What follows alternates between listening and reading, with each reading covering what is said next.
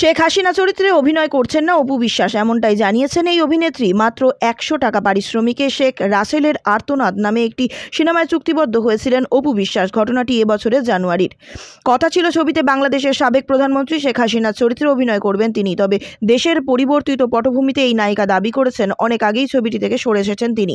এ ব্যাপারে তিনি কিছুই জানেন না। সেই সময় ছবির পরিচালক সালমান হায়দার বলেছিলেন এই চরিত্রে অভিনয়ের জন্য অপু কোনো পারিশ্রমিক নিতে চাননি, নামমাত্র 100 টাকা দিয়ে তাকে সিনেমায় যুক্ত করেছি। অপু বিশ্বাসও তখন বলেছিলেন সিনেমাটির গল্প শুনে এক বাক্যে রাজি হয়ে যাই।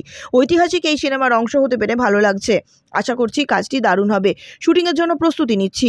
এখন অপু বিশ্বাসের দাবি, চুক্তি হওয়ার পর 1 মাসের মাথায় অর্থাৎ ফেব্রুয়ারি মাসে এই কাজটি না করার কথা ছবির প্রযোজক ও পরিচালককে জানিয়ে দিয়েছিলাম, কিন্তু ওই সময় গণমাধ্যমে খবরটি বের হয়নি। হলে হয়তো আরও আগেই আপনারা জানতে পারতেন। তিনি বলেন, চুক্তির পর কিছুদিনের মাথায় দেখলাম ছবির প্রযোজক পরিচালকের কথায় কাজের মিল নেই। তখনই ছবিটি থেকে সরে আসার সিদ্ধান্ত নিই। সত্যি কথা হলো এই কাজটি নিয়ে তাদের কমিটমেন্ট ঠিক ছিল না। প্রিয় দর্শক, চিত্রনায়িকা অপু বিশ্বাস কি সত্যিই অভিনয় করতে চাননি, নাকি এখন চাপে পড়ে এমন দাবি করছেন তা জানিয়ে অবশ্যই কমেন্ট করুন আপনার মূল্যবান বক্তব্য।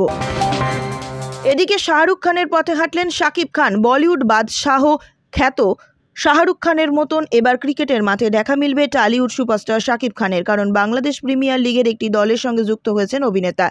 জানা গেছে শাকিব খান পরিচালিত প্রসাধনী ও হোম কেয়ার প্রতিষ্ঠান রিমাক হারল্যান্ড বিপিএল এর একটি দল কিনেছেন। এই তথ্য নিশ্চিত করেছেন Bangladesh cricket board BBC. BPL এর একটি দল কিনছেন শাকিব পরিচালিত প্রসাধনী ও হোম কেয়ার প্রতিষ্ঠান রিমাক হারল্যান্ড। ছবিটি সংগৃহীত। জানা গেছে বিপিএল এর একটি দল কিনতে এরই মধ্যে সাইনিং মানি সহ কিছু আনুষ্ঠানিক প্রক্রিয়া সম্পন্ন করেছেন শাকিব। শুক্রবার থেকে এই খবর নেট দুনিয়ায় ছড়িয়ে পড়তে শুরু করে। দুর্দান্ত ঢাকা নামে বিপিএল এর দলের মালিকানা পেতে চলেছে প্রসাধনী ও হোম কেয়ার প্রতিষ্ঠান রিমাক হারল্যান্ড।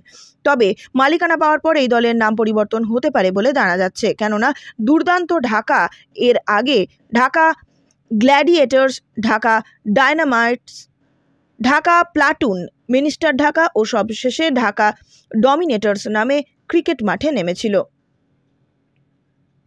এবার শাকিবের ক্রিকেট দল হিসেবে এই দলের নতুন নাম কি হতে চলেছে তা নিয়ে জল্পনা কল্পনা শুরু করেছেন শাকিব ভক্তরা। প্রিয় দর্শক, শাকিব খানের বিপিএল এ দল নেওয়ার বিষয়টি আপনি কিভাবে দেখছেন তা জানিয়ে কমেন্ট করুন আপনার মূল্যবান মন্তব্য।